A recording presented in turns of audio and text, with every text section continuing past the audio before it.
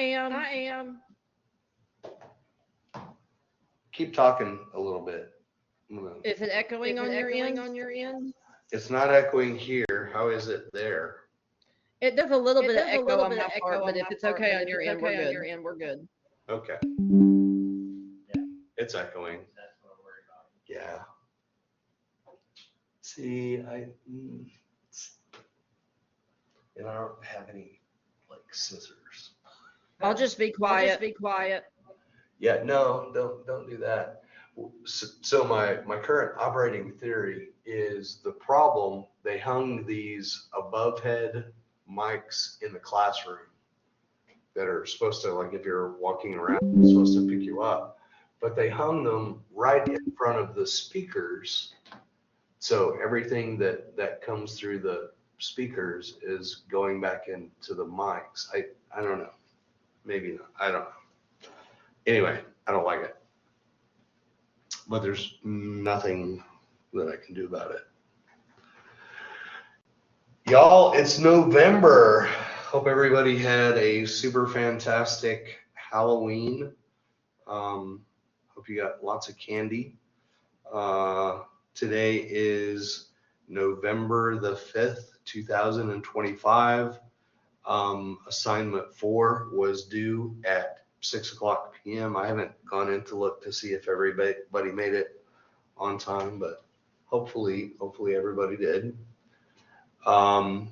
We are getting so close to the end. The end is near. Tonight we're going to focus in a little bit more on responding to an incident. I'm confident I'm not going to take all the class period, so I know we're going to have time left over. Next week is the final lecture from Jennifer, and I was just saying that this is one of those fun ones to me. She always does an amazing job. I'm hyping you up here, Jennifer. I hope you don't mind. But it's always, to me, one of the fun lectures at the end. We're kind of wrapping things up and then kind of looking ahead. What kinds of things should we expect in the realm of data privacy? The following week, November 19th, is a work day. There won't be a lecture. You can come to class with any questions that you may have about the final assignment. Thanksgiving break is the following week, and then the final assignment is due at 6:00 on December 3rd. We won't have class. Nobody will be here. So our last time in the classroom will be November 19th. So no need to show up on December 3rd. One of the reasons that we've done this, I don't know if we explained it much in the beginning of the semester, but we tried to let you get this work wrapped up for this class before you have to dig in and deal with finals and other classes. So it's really, we want to try to get it all wrapped up so you can put this away and then focus on other things. Give you a chance to do that stuff. When are grades due? Do you know? The 12th or 13th. 12th or 13th? Yeah, it was like last year it caught us off guard. I was at a eQuartz conference, and it kind of hit us, I think, with an email that we needed to get our grades in, and we hadn't, we weren't ready yet. So It was like, they're due today. Yeah, so I was at the conference and I was working on some, and Jennifer was like doing the lion's share of stuff. And anyway, we managed, I think, to get it done. We didn't get any demerits for late grades or anything like that. So, but we will be diligent in getting those grades in. I'm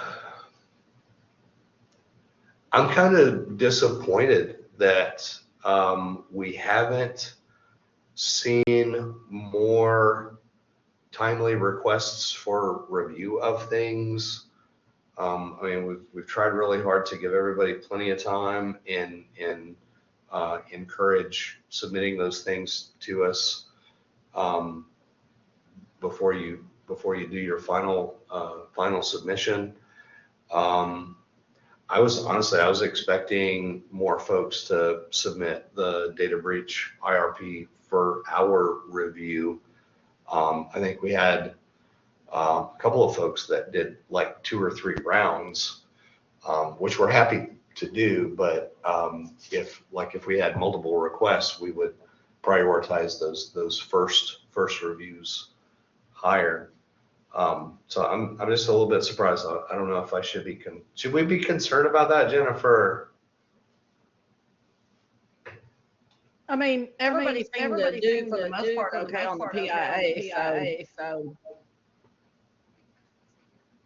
Okay, I'll try. I'll be optimistic. You guys were amazing and didn't need our help, so there. Next year the class will be taught by AI robots. We have also more resources this year than we have in previous years prior to the assignment. We've done that. I mean, that's kind of been our tendency over several years, is we try to look at those things where, maybe it's something that it's a weakness on our side, or something that there's just not enough clarity to try to get that out to the class. So hopefully that's the real answer. So anyway, tonight we're going to be talking more about the final project. Next week, final lecture. The week after is final work day. And again, we'll show up for class. We'll hang out for a while, as long as there are questions going on. When nobody has any questions or anything to discuss, then we'll go ahead and adjourn class, and then go home and start cooking turkeys and things.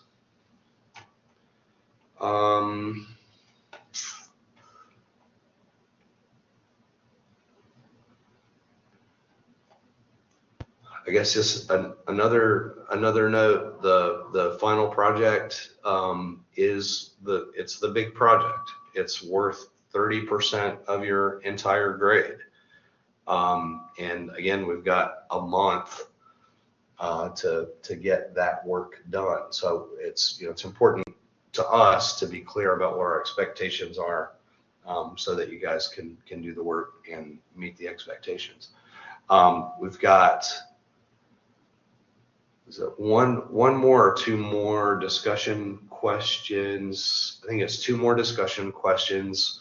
So we've got one that opens tonight that's due next week, and then the final one will be next week, due the 19th, and then we'll all be done in discussion question land. One of the things I'll say, when I was grading the discussion questions on the difference between a cybersecurity incident response plan and a data breach incident response plan, as a whole, you guys were really, really good and thorough. I thought the responses were well thought out, and it seemed like that was information that you would be able to take to use on the 4th assignment. So we'll see how the next couple of discussions go, but we are so close to being done. I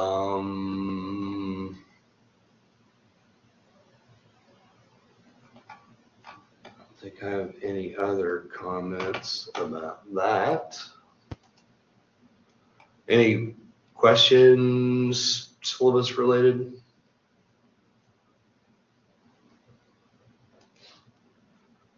Okay.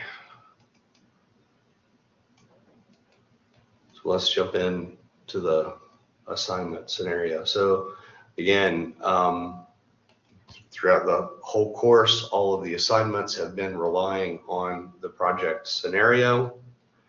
The project scenario sets you up as the Chief Privacy Officer for Quantum Leap Incorporated.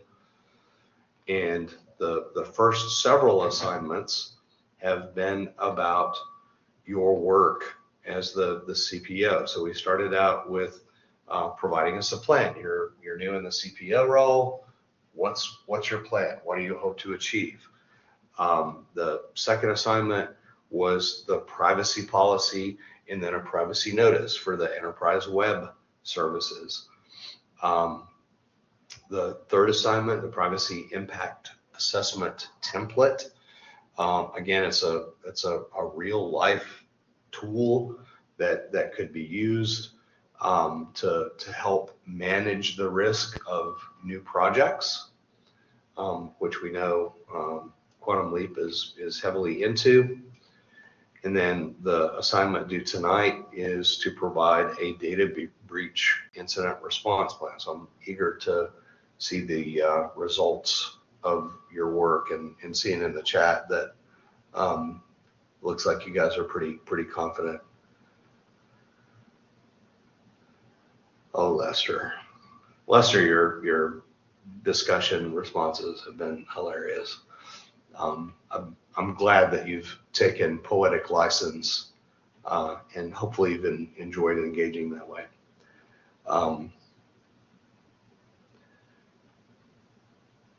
The final assignment,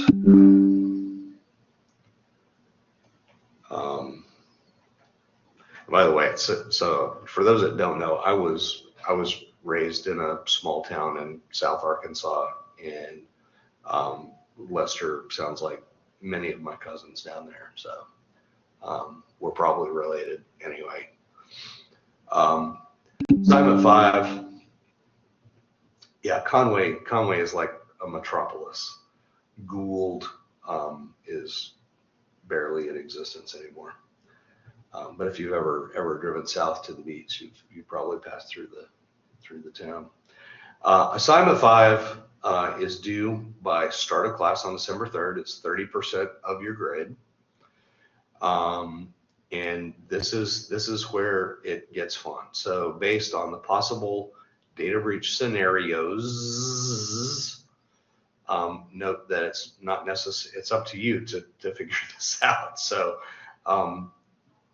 it may be plural, and we would expect appropriate plural responses if you determine that there are multiple data breaches. With the data breach scenarios provided below in the documents you've created in the previous assignments as your guide, describe the process you followed to investigate and respond to the incident. You are essentially creating an after-action report describing what happened and what actions were taken. Describe your findings and provide any notifications required as a result of your investigation and other actions recommended to determine whether data was lost and to respond to the incident.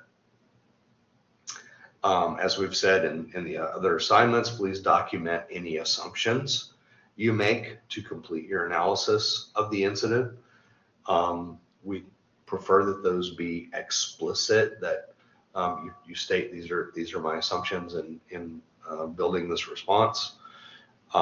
But some folks have also incorporated those assumptions within the text and have been clear about that. Your response may include any other information, documents, forms, policies, and procedures you feel are necessary, such as a completed incident reporting form. So for example, if you turned in a data breach incident response plan and your plan doesn't include any way to communicate that there's an incident, that might be a gap that you would want to remedy in your response in the final assignment. So part of the goal of this assignment is to continue to build on the tools that you've created throughout the class and let us know the the things that you may have identified. And it could be part of your first assignment through the fourth assignment, changes that you've identified that might be needed based on the response to the scenario, to the incidents.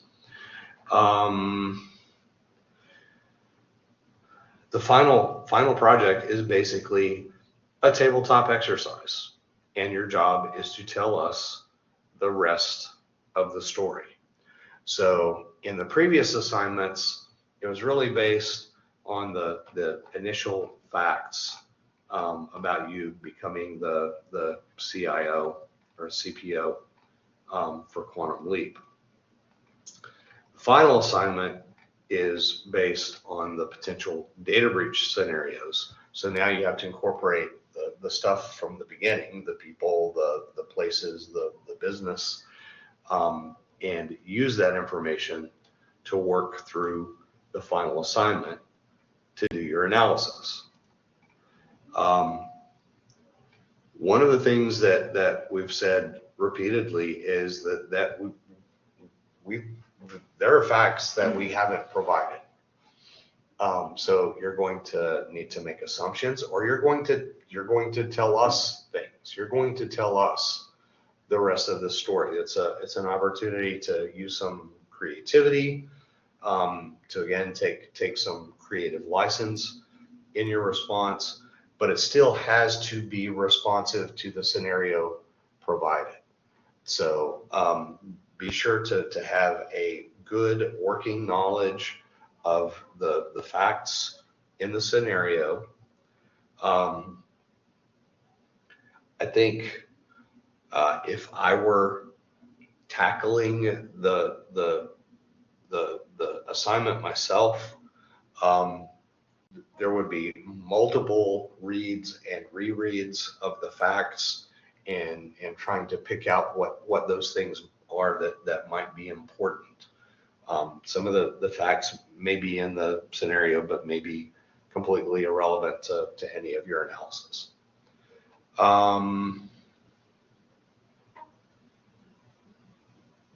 I think that's all I've got to say at this point until we dig in here in just a little bit and kind of talk through responding to an incident. So any questions that you guys have at this point?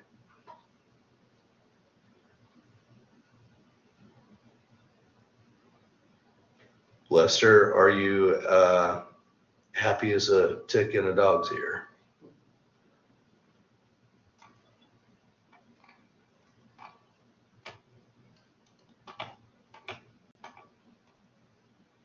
I'll take that as a yes. That's an old saying I just made up. Okay, I'll close that.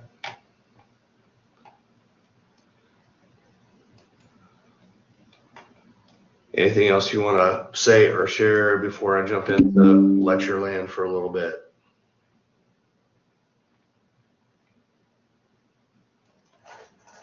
I'm good. All right.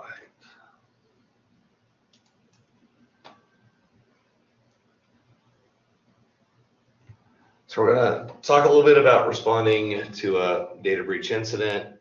We'll talk about the response plan. Hopefully you've got, by now you've turned in a good and comprehensive incident response plan. One of the things we even suggested when you were working on the review of your product for tonight was to use the final scenario as a tabletop and see if there were any things that you might have missed. And I think we heard from a few of you that you were doing that or going to do that. So hopefully that is good advice. I guess we'll find out. I'm going to talk about a few things tonight: understanding data breach incidents, creating a data breach incident response plan, executing the response plan. We'll focus in a little bit on communication, after action report, postmortem, and then providing information to stakeholders.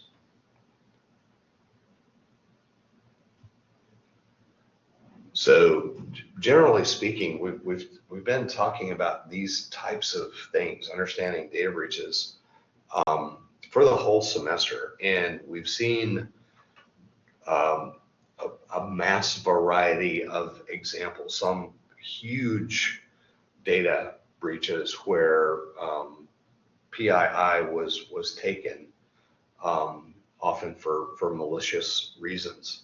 Over the last few years, we've seen major incidents involving courts, Texas, Georgia, California, the Orange County, California, one of the largest courts in the country, suffered a cybersecurity incident and a data breach as a result of that.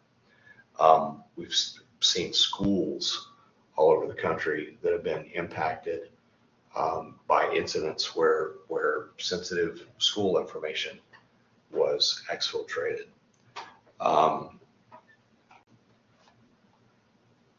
There are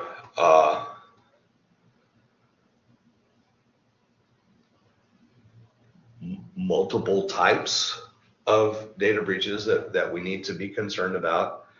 And we tried again in the class, although, and we focus a lot on technology, and technology is obviously the best way to have a successful breach of a large volume of records. We've tried to make the point that it's not just about technology, that data breaches can occur and have occurred in the paper world. Typically, data breaches are categorized into physical breaches. That would be the case where maybe the shredding company doesn't do their job, and somebody somehow has access to sensitive data. Electronic breaches, that's the area that we're familiar with. That's the area that we're comfortable with, and that's the area that really tends to get the most press these days. Often the data breaches are associated with massive outages, the successful campaigns where ransomware has been inserted into systems and shut folks down. Even in Arkansas, we've had fairly large scale incidents in many of the counties around the state. There was that last year, year before last?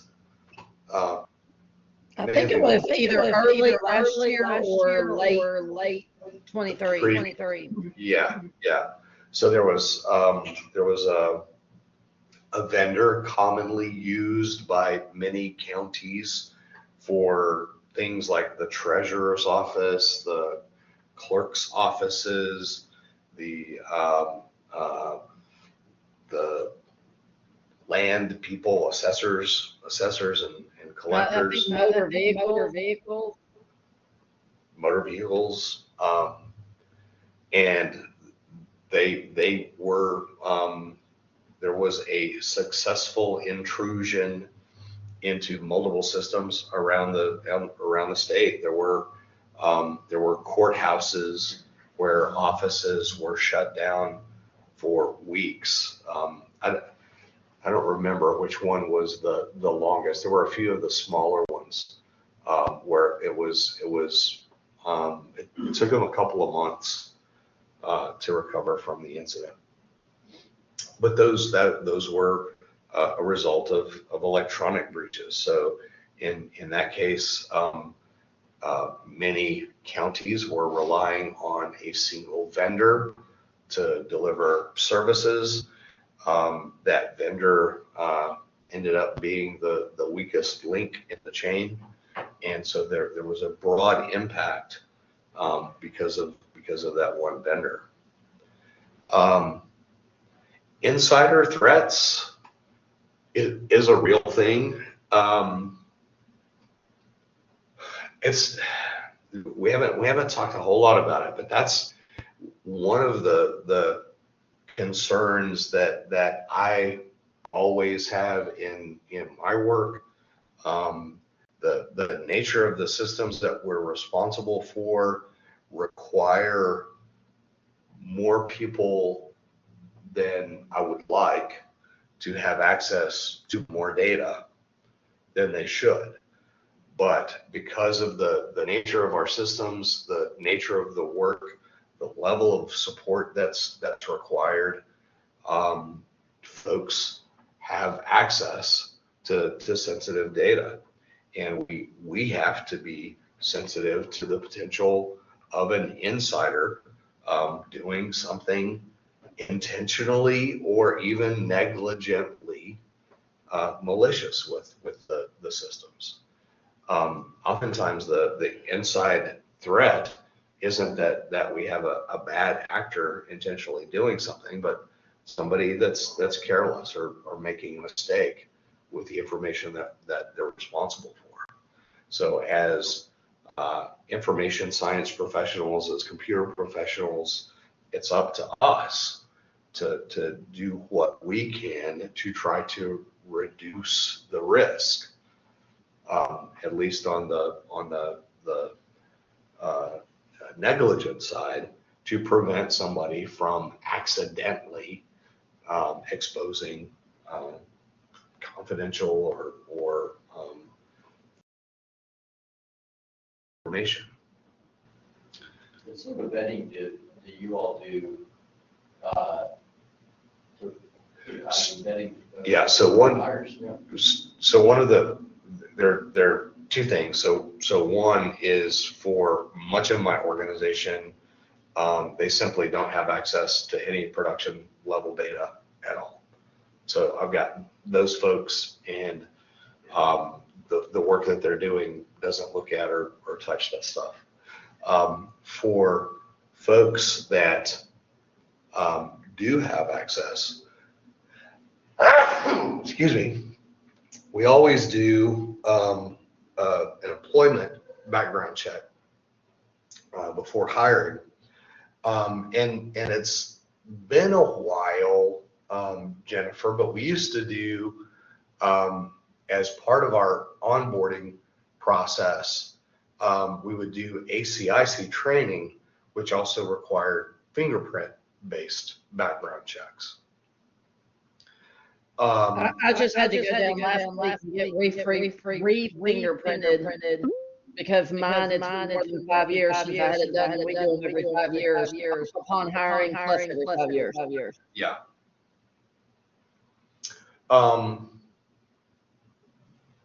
So I mean, generally, I think we can or should do better. We do require there's a batch of folks that are contract related folks, and we do require that they provide a fingerprint based background check because they're not state employees, and we have less control over those folks. We do, in addition to that, we do a lot of training about the importance of the care that they have to provide for the data that we're responsible for. So we do spend quite a bit of time on onboarding and then routine training about the care and use of the information. And we threaten them because any intentional misuse of the data could result in criminal prosecution. So because we're a government entity, I think most people tend to take that threat pretty seriously, that if you do something you ought not with sensitive or confidential court information, not only will you be fired, you will also be prosecuted.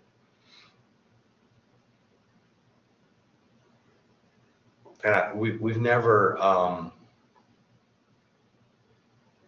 so far I've never had to go that far. I have not had any insider threat related data incidents, knock on wood, in my career. But there's always that possibility. I think it's important and should have been important, I think, when you were planning your incident response plan. Think about those types of data breaches that we might have to be prepared for in order to appropriately plan and provide a sufficient level of risk management for those things.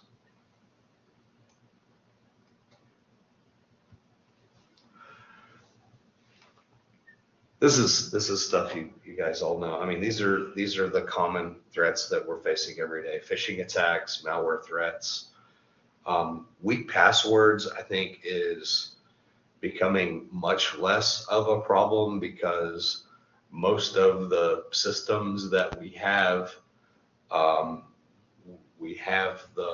requirements in place that prevent that. The other side of that coin, though, is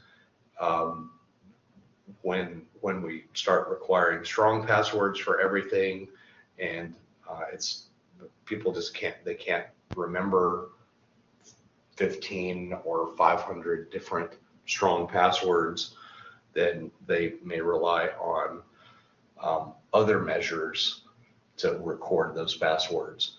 So finding that one of the fun discussions that I have with our IT security folks is what our password policy should be, and what the standards are and how the standards are changing.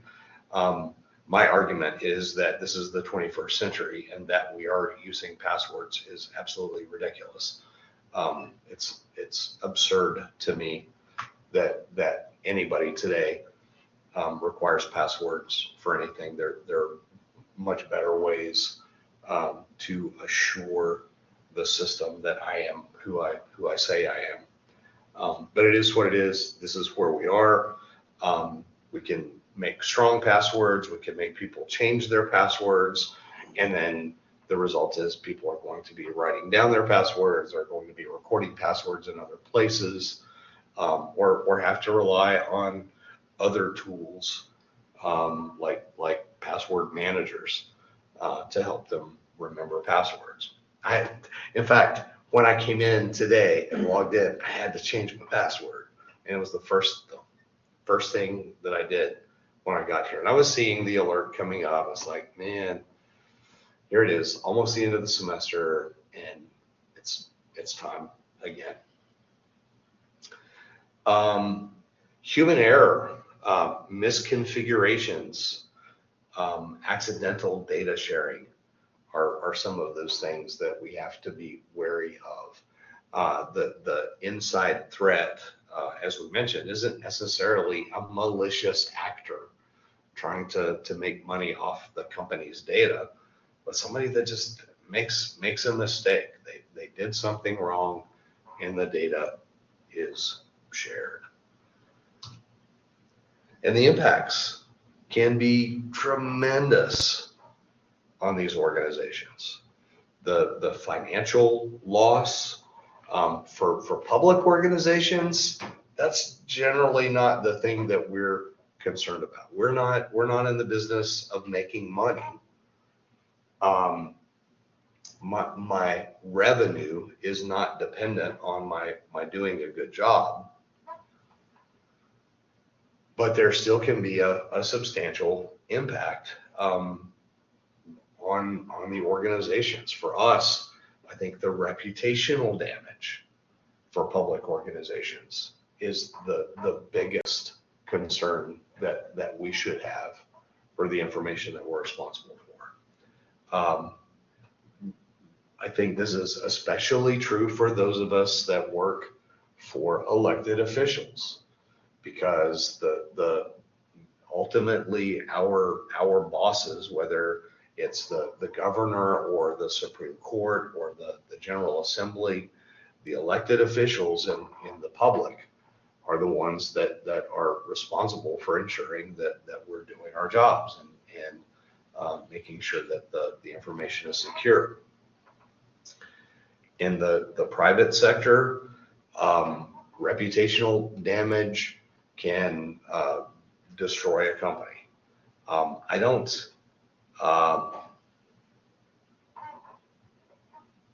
we've heard about some of these big data breaches, and for probably most of them, there's been at least a short-term impact resulting in financial loss or reputational damage. But I can't think of anybody who's like left the market, who's gone out of business as a result of a data breach. Can you think of anybody where the result was that severe? Not off the top of my head. I mean, I'm still shopping with Target and I'm still using Dropbox. Yeah. And we're still giving all of our information willingly or not to all of the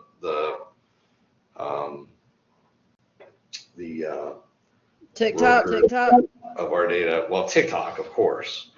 But the credit companies, Experian, I don't even know what the other ones are anymore. Equifax and TransUnion. Yep. Because we don't have a good way to opt out of sharing our information. We do like having good credit scores, don't we? Legal consequences. Again, I think less so for the public sector than the private sector, but data breaches can result in lawsuits, potential criminal or civil regulatory penalties. I think the impact from failing to do our jobs can have one of the biggest impacts on the legal side of the industries when we're not doing what we should. And then finally, loss of customer trust. So again, kind of thinking ahead, assignment 5, when you're working through these scenarios, it may be helpful to be thinking about what are some of the potential impacts on Quantum Leap if we didn't do a good job, if we didn't do what we ought to have done. Loss of customer trust. I think one of the challenges with this is the structure of modern corporations. It's really hard to know if we're losing trust in an entity, what that impact is. The buying and selling and the mergers and acquisitions has made it's not an easy thing today to know who the company really is. I think did I hear that the maker of Tylenol was just purchased by was it Kimberly-Clark or somebody like that? And maybe that was a result of the stuff coming out of DC about Tylenol and autism. I don't know. But it's just, again, the corporate world, the commercial world has different areas where they'll be impacted that in the public sector we may not experience. So hopefully you guys went through the process of creating a data breach incident response plan. We talked multiple times about some of those things that ought to be contained in such a plan. We talked about preparing for the plan. We talked about those the policies and procedures that are needed, stuff like the PIA to help us prepare to analyze the risk, and then planning for an incident when it does occur. We talked a lot about training, not just on the need for cybersecurity training and data protection training, but also training on the plan itself. Once you have a plan in place, it needs to be tested and exercised, and folks need to be trained so that they know what to do. Talk some about the need for detection, so that if we can detect an incident early, there's a greater likelihood we can recover from it more quickly. One of the things that was mind-blowing to me when we first started teaching this class was the typical delay from the time of a data breach to the time that it was detected. And there were some of those, like the Target breach. I think there were like months before someone finally detected that a breach had occurred. Fortunately today, I think we're getting so much better in the detection side with the tools that we have, both on the cybersecurity side and the data analytics that we have that are monitoring the use of the data. I think we're in a much better position. And I think maybe in my first lecture night where I was showing some of that data breach summary report stuff, and the time to detect an incident has been pretty substantially decreasing over time. And I think it's largely just because of the tools and technologies that we have available, and that folks are taking this stuff seriously now. Our plan should have a process to help analyze the incident and help guide the steps.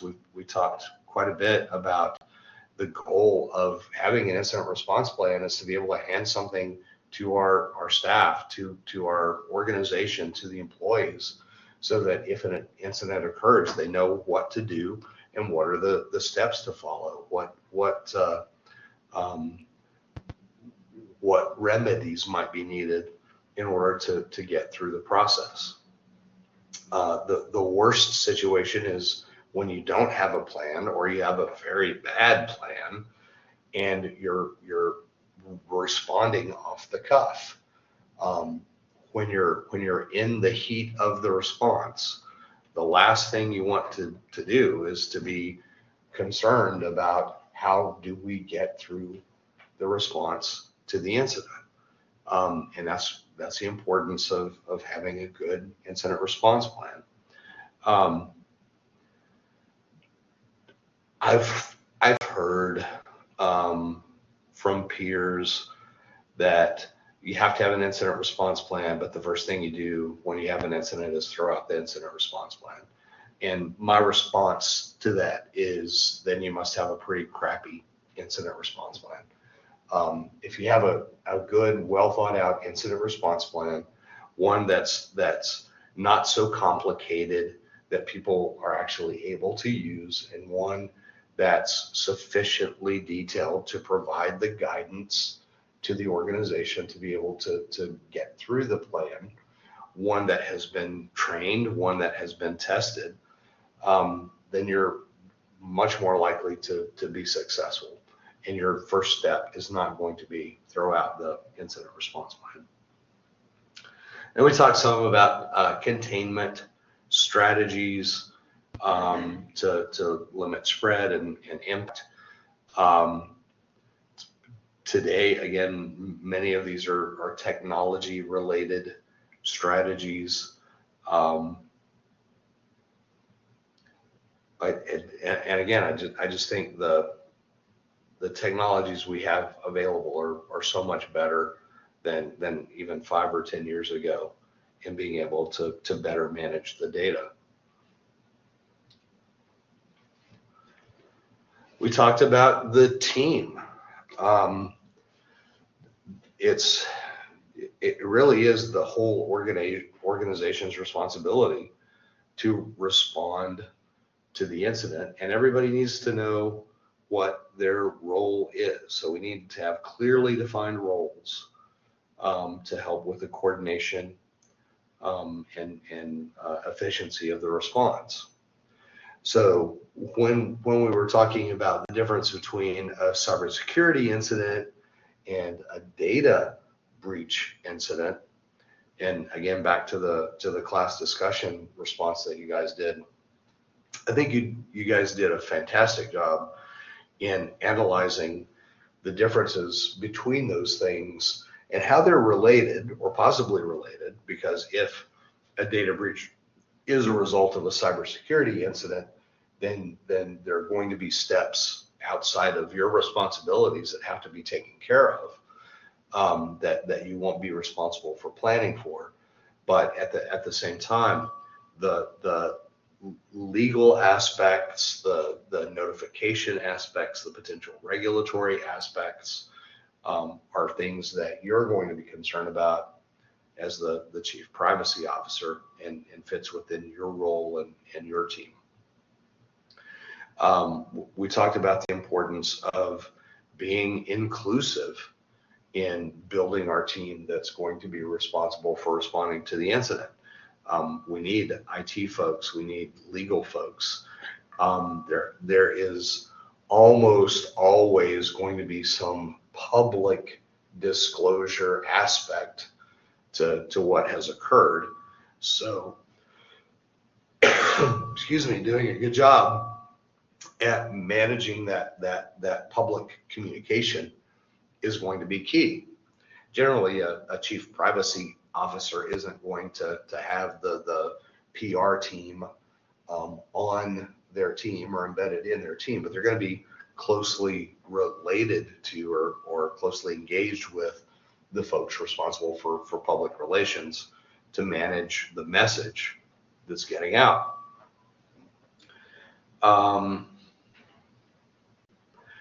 The benefit too of having a diverse team that's responding to a data breach is that you've got a lot of expertise from various areas that'll be able to help guide the organization to the conclusion.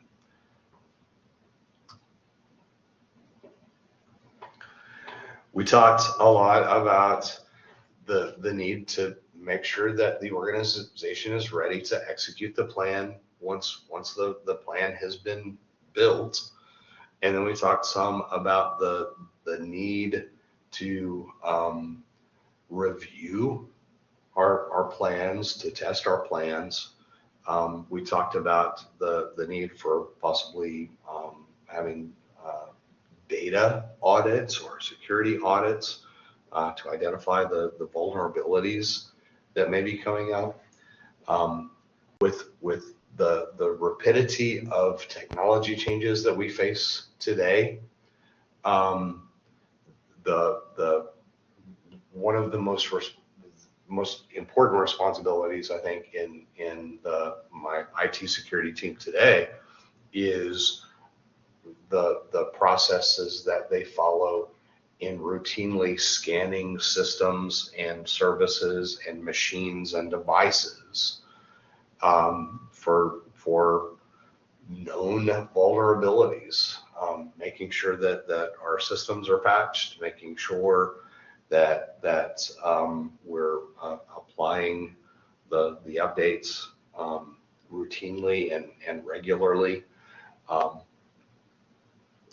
One of the common threads that we've heard in multiple large-scale data breaches is that they were a result of poor patch management on systems and servers, and having outdated software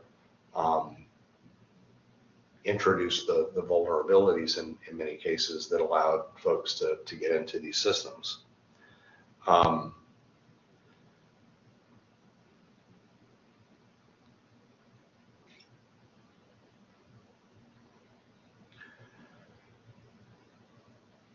Robust security protocols, not just IT security, but physical security protocols may be necessary depending on the nature of the organization and the information that we're responsible for.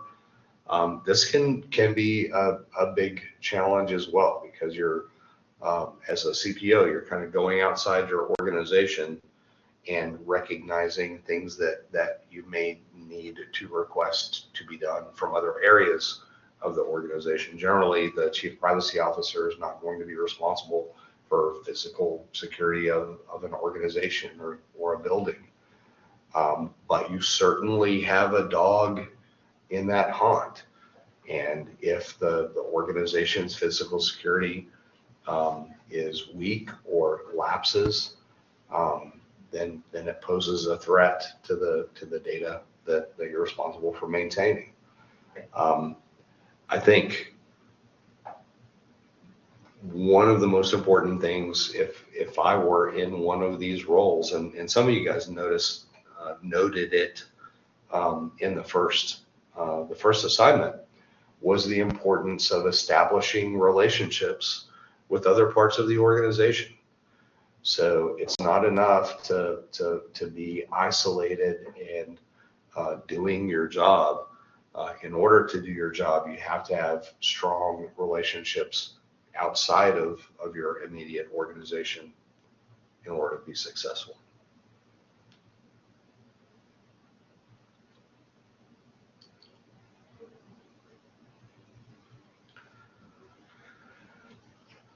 So let's talk a little bit about executing the plan. We've talked about some of the key things that would need to be in the plan. When you're responding to an incident, it's important to detect as quickly as you can if there is an incident. We've noted that I think has overall much better in the time to identify. A lot of this is also not just the technology, but organizational awareness.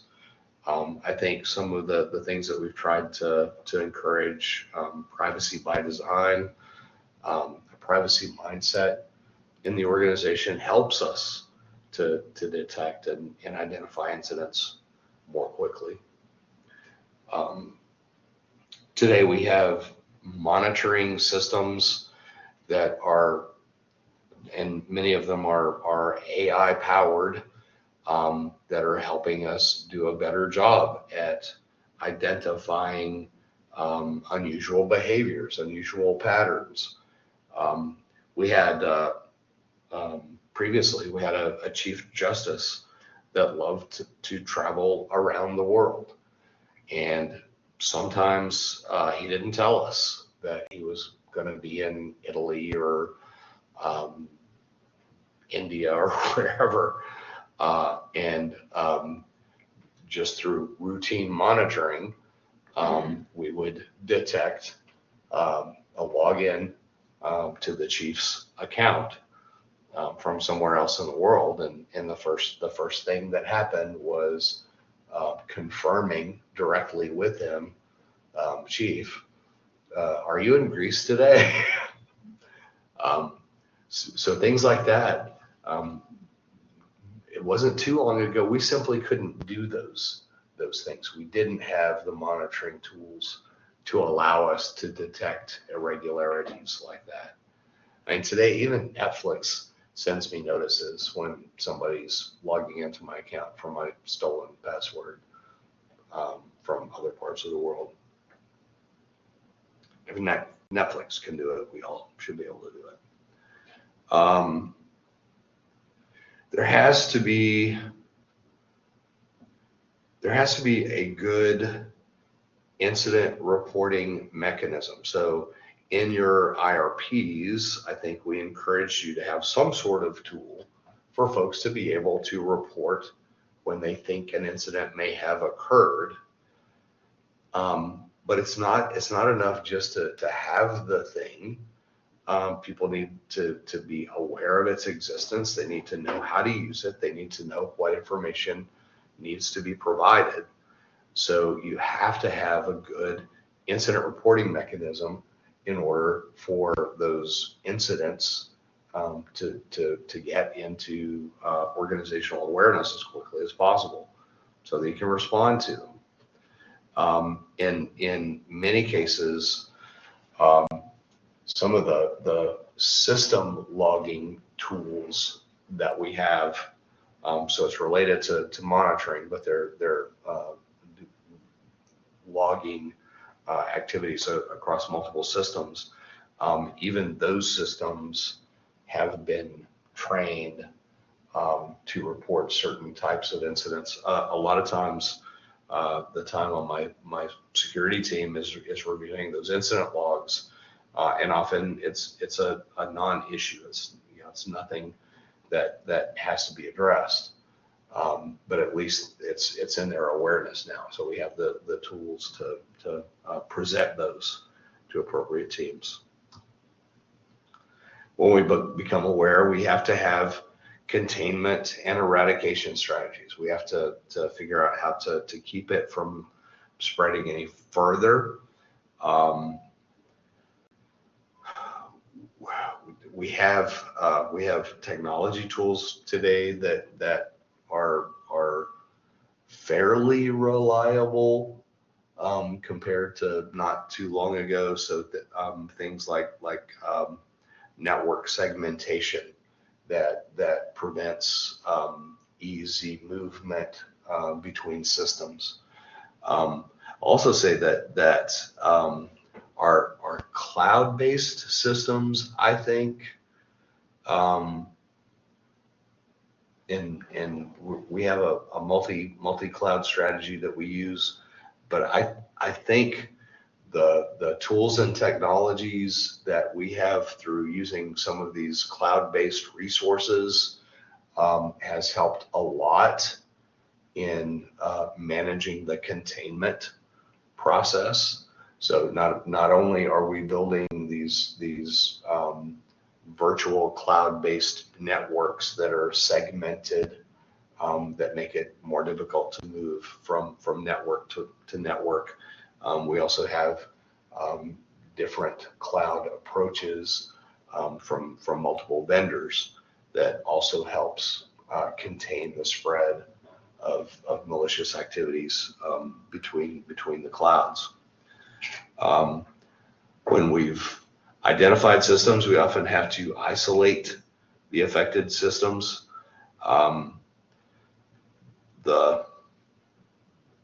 It's in our scenario, and I think it's one of the concerns that a lot of IT professionals have today, and that's the Internet of Things. We have freaking light bulbs that are internet connected. So we have to pay special attention, I think, to those things that are not the traditional devices that we have connected to our networks, and have to be aware of those as potential sources of malicious activity. Once we've contained and isolated the threat, then we have to promptly remove the threats. Ransomware has been the typical thing that we've seen that has led to other data breaches. Most folks today, I think, are taking a stance that they're not going to negotiate with terrorists. The federal government has treasury regulations that prohibit the payment of ransomware. But we also have the possibility of insurance as a way to transfer some of that risk to someone else. And I mentioned that we've used our cybersecurity liability insurance policy multiple times. And so far we haven't had any major incidents to be concerned about, but the availability of the resources that they have, both to get us through the incident and to resolve the incident, and if necessary to help us recover and restore, has been pretty important to us. One of the hardest parts and most time-consuming processes is going through that recovery process from an incident. The ones that I'm most familiar with in the court sector, all of them suffered multiple months of downtime and systems that were inaccessible as a result of ransomware attacks. There are things I think that they identified that they could have done better to address some of the containment issues and isolation issues. Even in one of them, they weren't following their own patch policy, and there was an unpatched domain controller that was the point of contact that the external entity was able to get into their system and then navigate through the system. So the restoration cost and the restoration time can be extraordinary. I think today, this might be reduced somewhat with modern cloud strategies. I'm more concerned today if we had an issue with one of our legacy systems, and the world is full of aging, ancient technologies that corporations haven't invested in modernizing. Some of the airline industry systems are like absolutely ancient systems, but they haven't, the cost of replacing and updating those things is so great that some of them just haven't taken those steps to do that. Data recovery, for many of us, the biggest item of value that we have is the data that we're responsible for. And if we can't restore access to that data, then in some cases we may as well just simply cease to exist. The importance of finding ways to ensure that we can recover is, I think, essential both in the planning and in the response.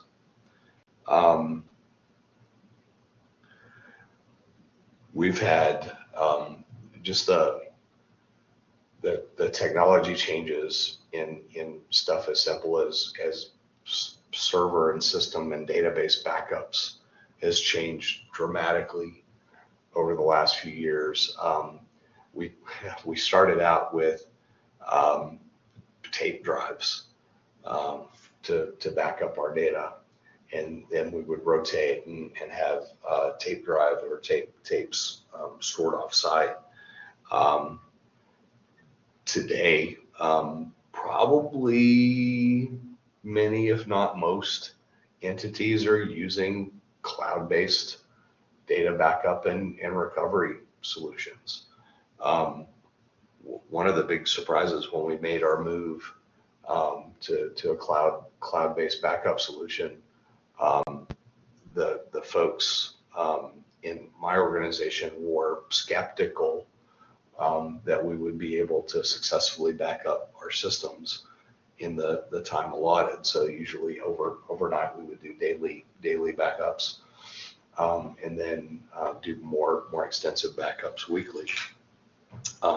What we discovered, again, because we're able to leverage the latest technologies in some of these cloud solutions, was that the time to complete a backup and restoration dropped dramatically, just because of network speeds that we have available to us today, and both the on-premise technologies and cloud-based technologies.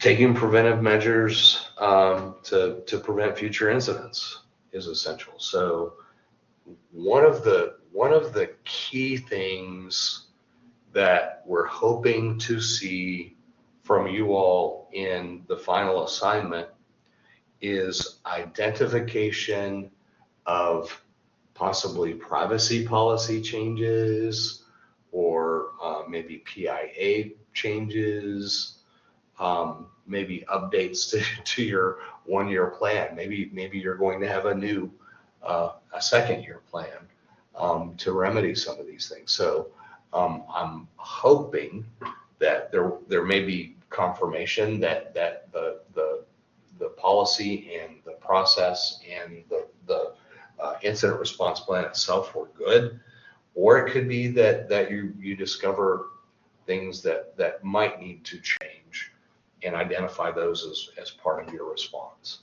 I think over the last several years, many folks have done a really good job at that, at using your privacy policy and using your incident response plan on the final assignment, and then recognizing that things needed to be updated. Maybe the privacy policy didn't have, I don't know, maybe it didn't have a policy at all about handling physical paper with sensitive information on it.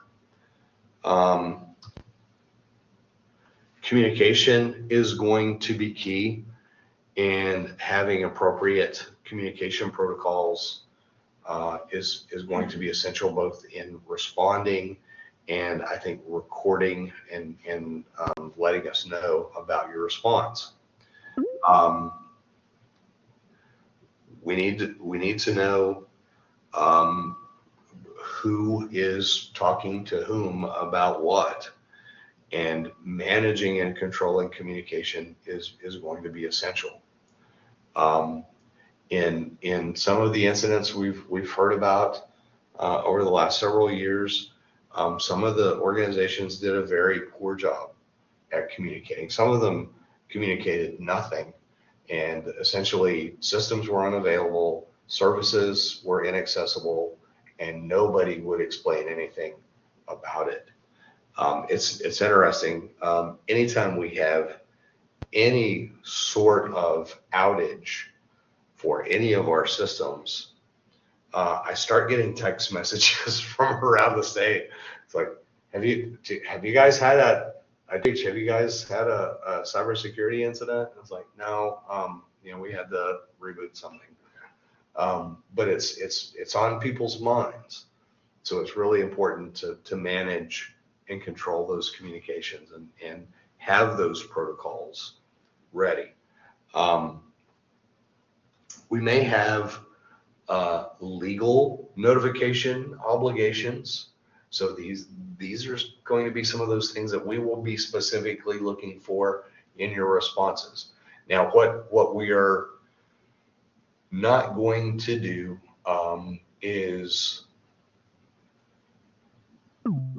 grade you on thorough legal analysis about whether a notice is required, but we will grade you on whether you conducted analysis about whether a notification may be required. We will be expecting to see if you determined that notification was required, what was the content of those notifications that you provided. So in your incident response plan, you should have those draft notifications already there so that when you're in the heat of battle, you're not having to come up with something to share as a press release or to send to potentially impacted customers. This is, I think, one of the most key things, both in maintaining customer trust and confidence and managing our reputation. So if, again, some of the examples I think of for public entities that shared nothing, embarrassment or whatever, it doesn't matter, but they were public organizations, public entities, and I think to some degree they lost public trust through inadequate communications. We have an obligation to let folks know what's going on.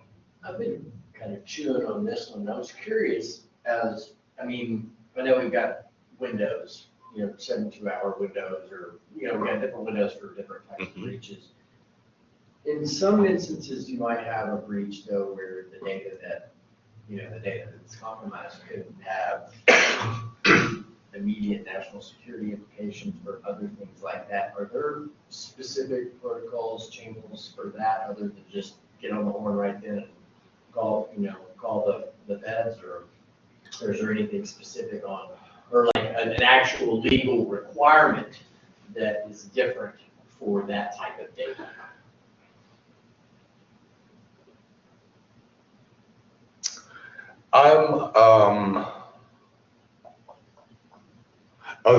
When you say this, the first thing that comes to mind is the Signal chats. Right.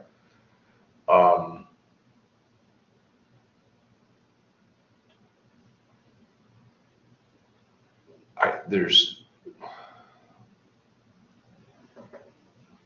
nothing that I know of that comes to mind right away. Certainly nothing that I'm responsible for would arise to that level.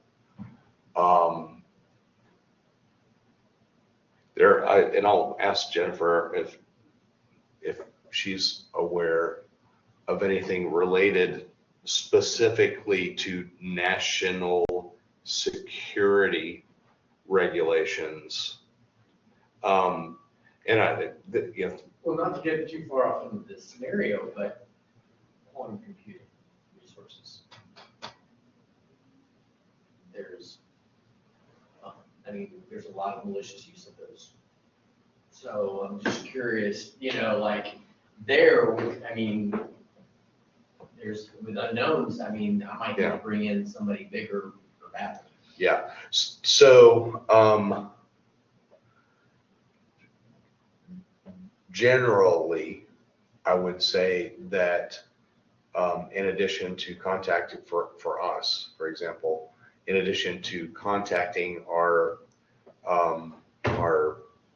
cyber liability insurer, we also engage pretty immediately with FBI because it's not because of national security related stuff, but it's because of their role investigating the criminal aspects of the malicious actors.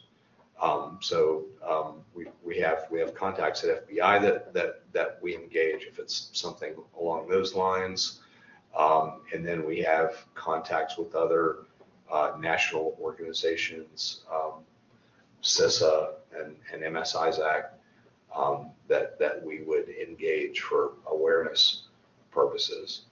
And that, we tend to do that immediately if as soon as someone is aware that it is a malicious threat, and often it's a foreign actor, that we follow that chain to raise awareness.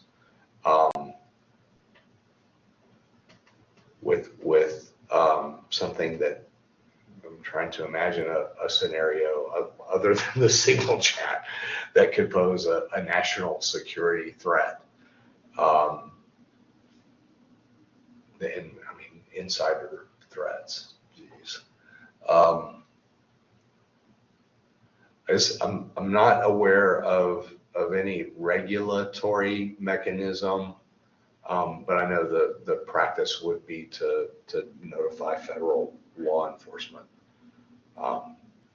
Yeah. Are there, I don't Jennifer? know regulations, not with any of the data that we would have, but I do know that our CISO is regularly involved in,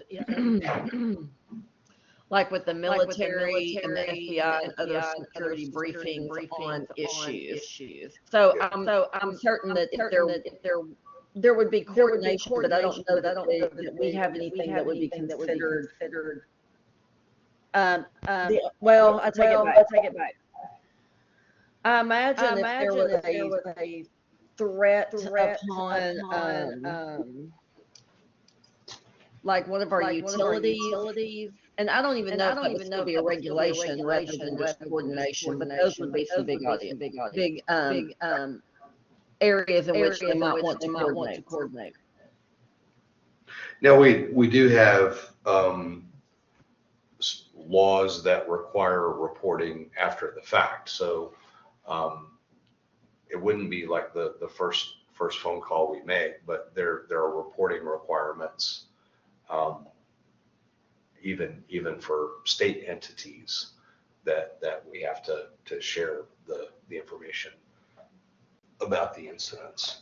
Yeah, but I just can't think of any that we would have a legal requirement from a national security standpoint. Yeah. That's not to say that there's not, I just don't know of any. Yeah, and I'm not even sure. Just thinking about the regulatory entities.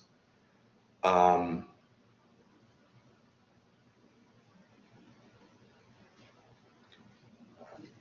know that there's work that Gary is doing there in the cybersecurity office that would kind of bring together like military, public safety, ADAM, kind of like an fusion center type thing, like a command center.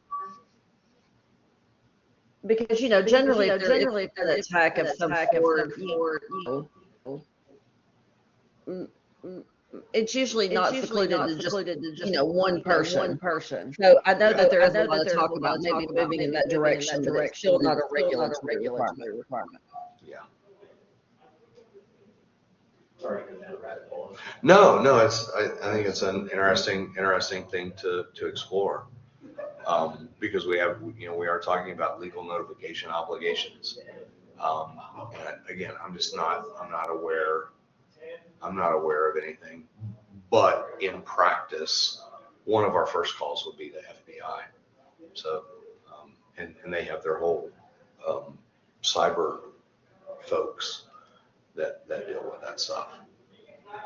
And then what they would be looking at, maybe Little Rock Public Schools is impacted.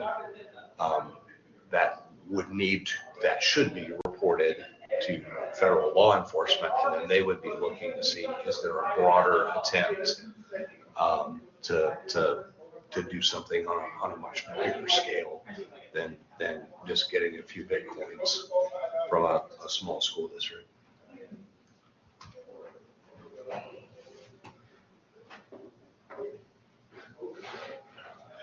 We talked a lot about the importance of managing the communications, the public communications.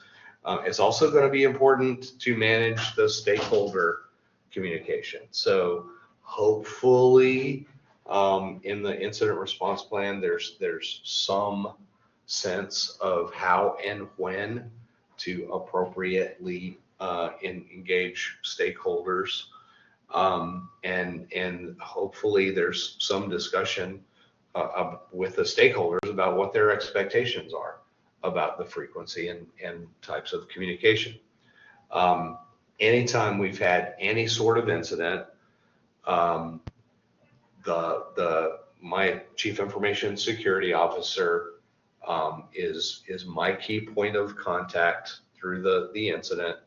I get the updates, and then would routinely share those with my boss, the state court administrator, and the chief justice, and then they would share further as needed. But it's something that needs to be planned for. Again, you don't want to be in the heat of an incident and be thinking about, should I let the CEO know that this is going on? I don't know. I might get fired. Maybe I shouldn't know. That should be part of the planning process, and you should be prepared with appropriate responses. And they have to be engaged. They have to be part of that planning process so that they know what to expect.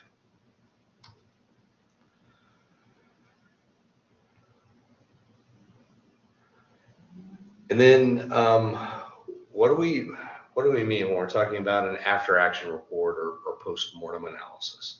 So the one of the key takeaways about the final assignment is what we're looking for is essentially this post-incident report. So you've looked through the scenario, you understand the scenario, you've followed your incident response plan and appropriately responded to the incident and documented those steps along the way.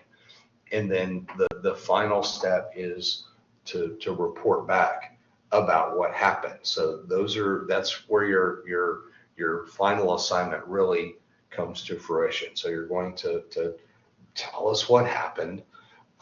You'll provide information about any policy updates or any changes to the plan, things that may have been identified through the process. So the post-mortem idea is what we're hoping to get out of the final assignment. So we need to document the incident response. It's the who did what and when did they do it and why did they do it kind of information. I think it needs to be, please share a possible outline or sections for the assignment. We've got slide decks. It's right here. You have the slide deck. So that's my response. Need to document the incident response. There's some analysis and evaluation that needs to occur. So you're looking at how effective the response was, and then looking for areas of improvement, the changes that might need to be made.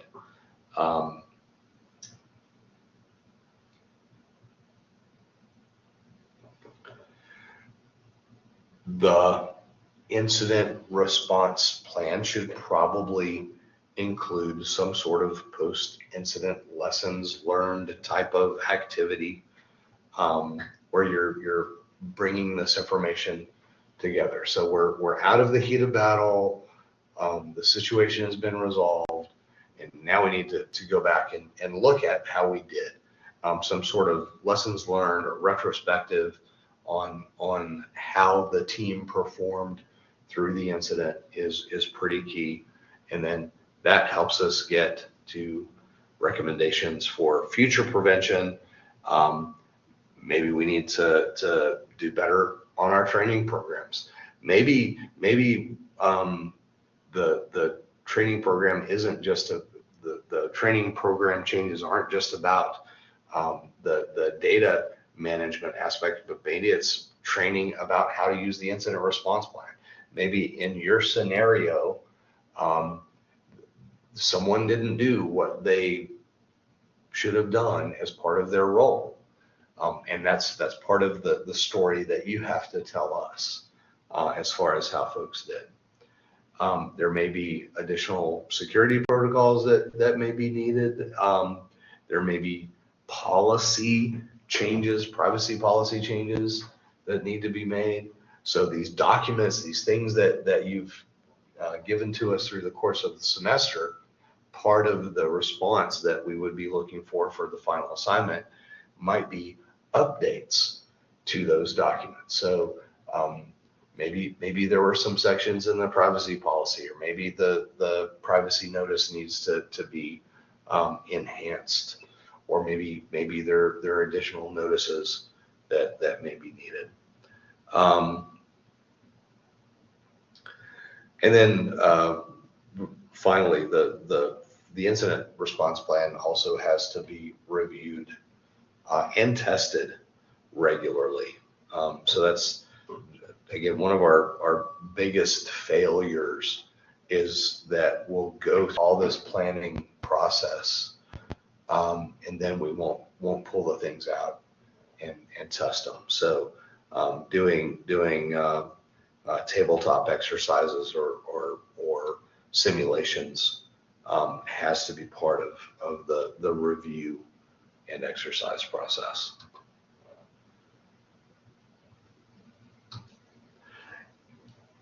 We're also looking for what kind of information you need to share with the appropriate stakeholders in the organization. So we have an obligation of transparency and accountability. So we have to appropriately report to them as well how we did, and let them know areas that may need to be adjusted. Sometimes an incident may be a significant source of justification for additional funds or staffing or other resources or technologies. One of the biggest benefits that I got out of both the Georgia Judicial Branch and Texas Judicial Branch having major cybersecurity incidents was I was able to get extra staff and dedicate extra funding to IT security. And it was the messaging that my boss was able to use in communicating with the General Assembly was, here are 2 other states where this has happened, and there are things that we need to do. There are things that we would do if we had sufficient funding, if we had the staffing to be able to do. And it's a good opportunity to take advantage of that, to make enhancements to improve the security posture.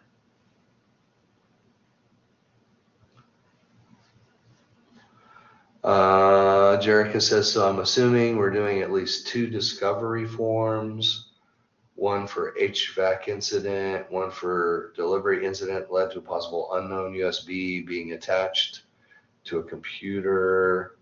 We should say what it stated, like if those incidents caused the breaches. I know we have to write the notices, but if those were things I wondered about. Maybe. I'm not going to say a definite yes on that. I mean, that's really your responsibility to go through the facts and make that determination. And that's part of the story that you're telling back to me and Jennifer. I know that's not very helpful, Jerica. Do you want to add anything to that, Jennifer?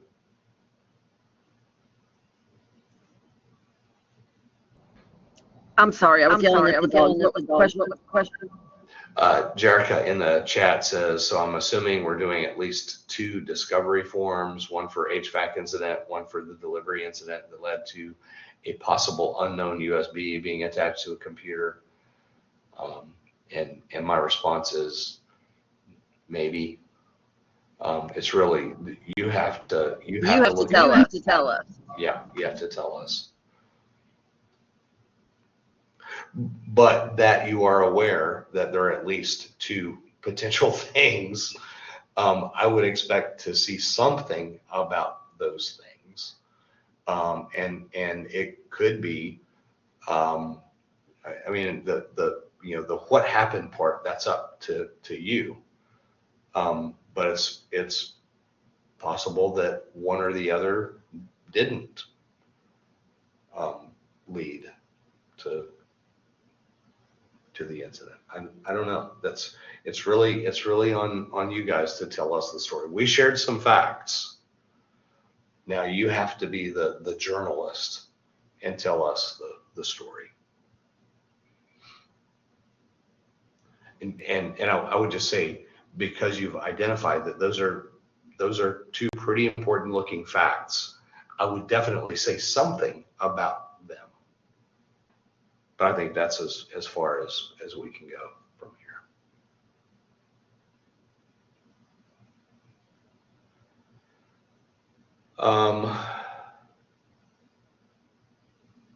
We talked about the importance of dealing with the concerns,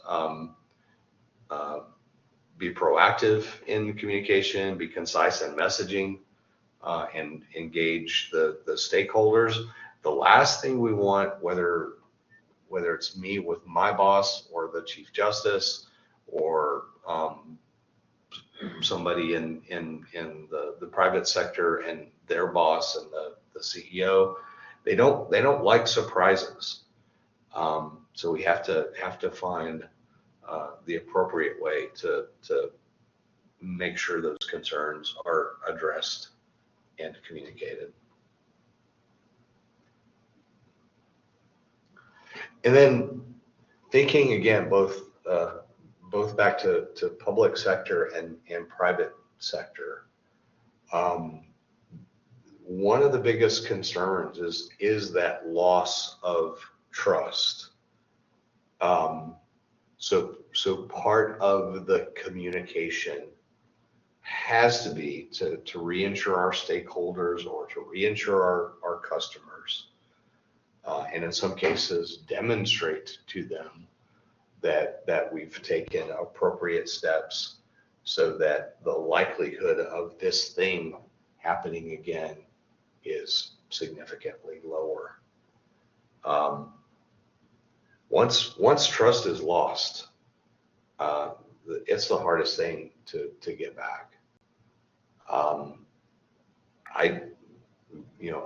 I continued to shop at Target, but I was much more wary for a while after their incident. So they didn't completely lose my business, but I think it did impact my perception of them, and my willingness to do business with them.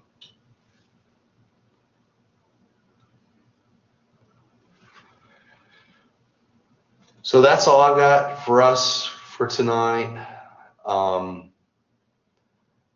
I think we've given you guys the tools to be successful on the final assignment. I strongly encourage. We've got a month to get this done, y'all. So get in early, and start sending us drafts. You don't have to wait until it's all done to ask us to take a look at something. And again, we're not going to read it as if we are grading it, but we will read with a critical eye and hopefully provide some suggestions on how to make it better. But we strongly encourage you guys to take advantage of this.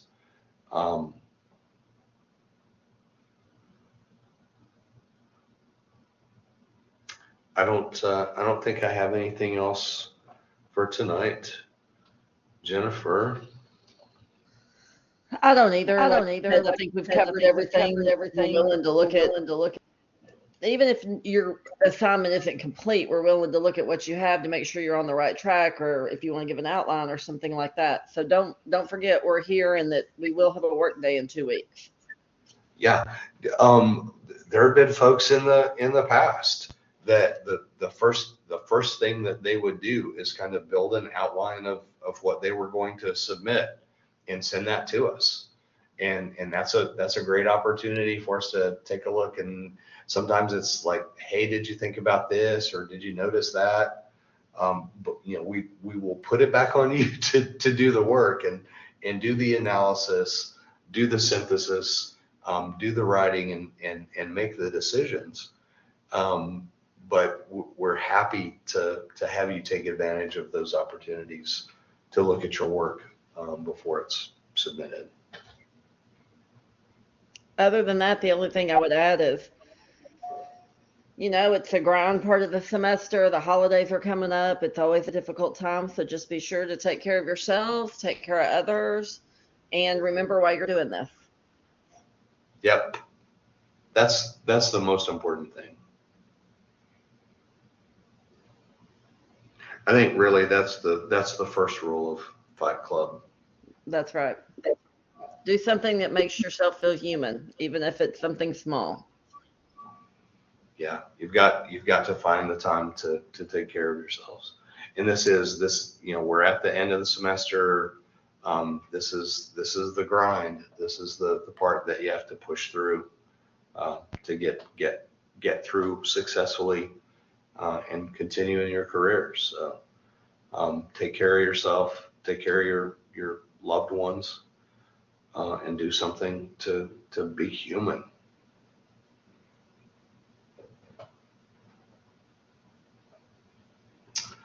Do y'all have anything else for us tonight?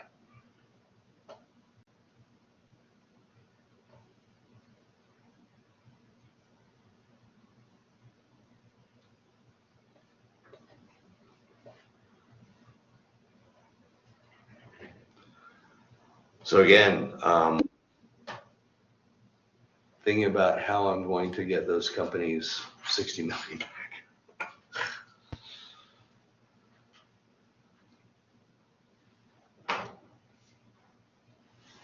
I don't know, bribery, threats, tariffs, who knows?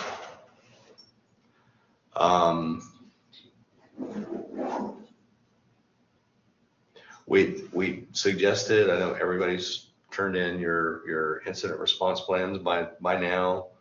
I think one of the first things that I would do at this point in getting ready to get on the final assignment, after reading it and rereading it multiple times to get familiar with the facts, would be to take that IRP and kind of step through it again, because that's really kind of what we're expecting you to use as the tool to guide your response into a report to us on what you did. I think that would be a helpful first step if you haven't already done that in your IRP analysis.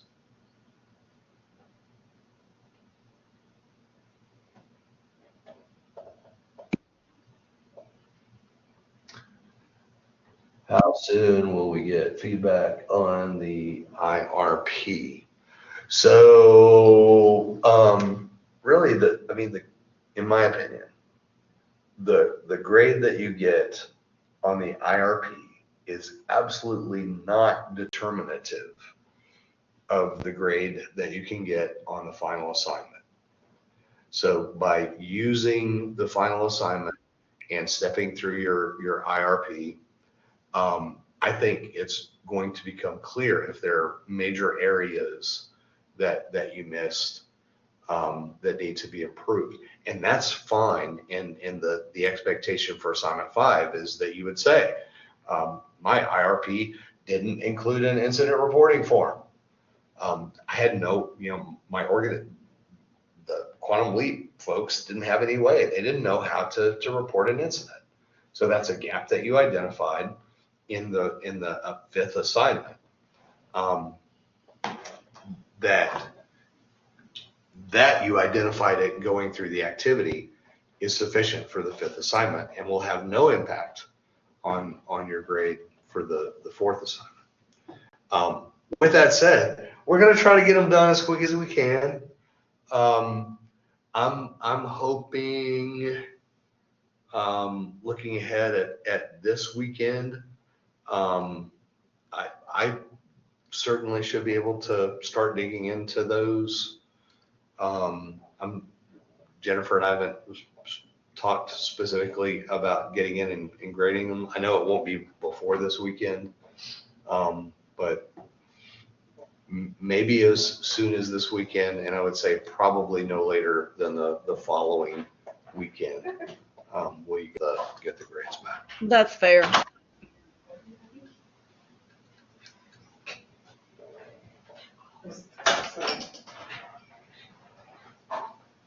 Anything else? Not for me. Hope everybody has a good night.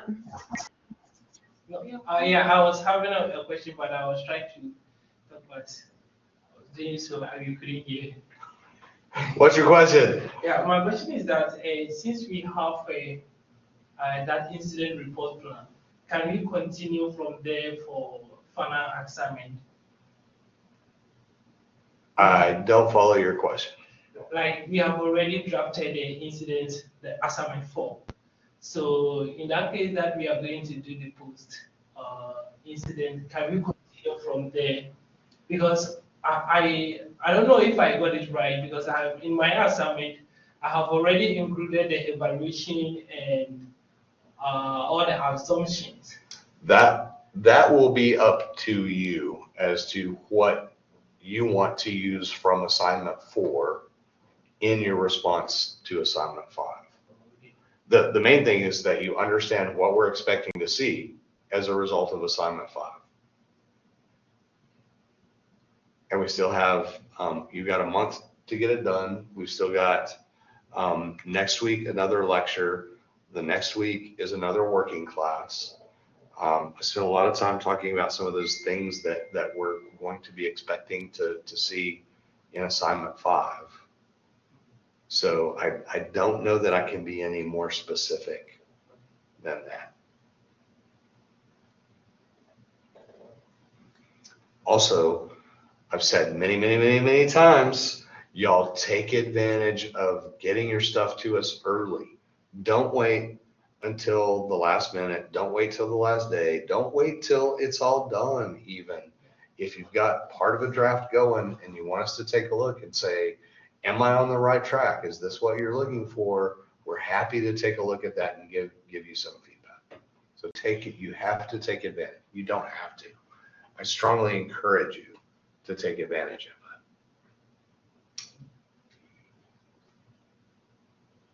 All right, y'all, take care of yourselves. Take care of the people you love.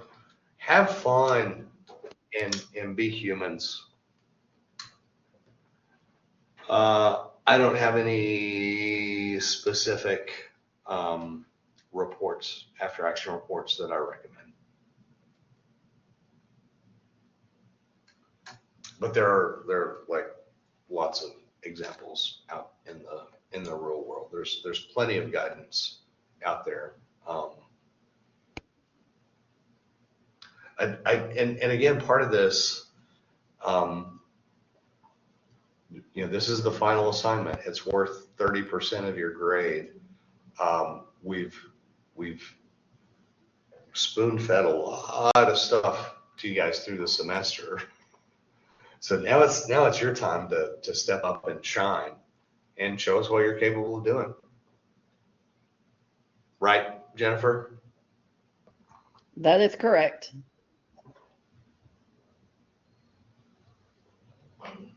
All right. Good night, everybody. All right. Good night. See you next week. Be sure to be here. Oh.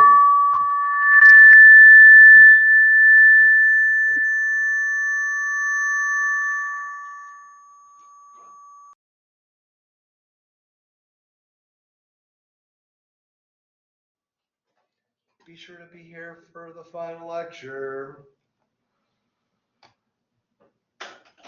Good night. Have a good night, Tim.